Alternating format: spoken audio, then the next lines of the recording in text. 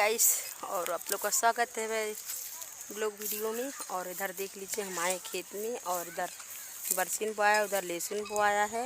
और लहसुन बहुत ज़्यादा ख़राब हो गया है। और देख लीजिए हम लोग आ गए हैं, अब जा रहे हैं घर। आप लोग ज़्यादा से ज़्यादा सपोर्ट कीजिए। आप लोग हमारे चैनल को सपोर्ट नहीं कर रहे हैं। बड़ा यूट्यूबर के आप लोग सपोर्ट करते हैं, छोटा यूट्यूबर के नहीं। तो आप लोग, राधा भाभी भी, प्रिया राज भाई, कोई नहीं सपोर्ट हम लोग का करता है। ठीक है, हम लोग करते हैं, सब लोग का सपोर्ट करते हैं, बाकी हम लोग का कोई नहीं सपोर्ट करता है। दोस्तों, ये ना मेहनत करते हैं हम लोग।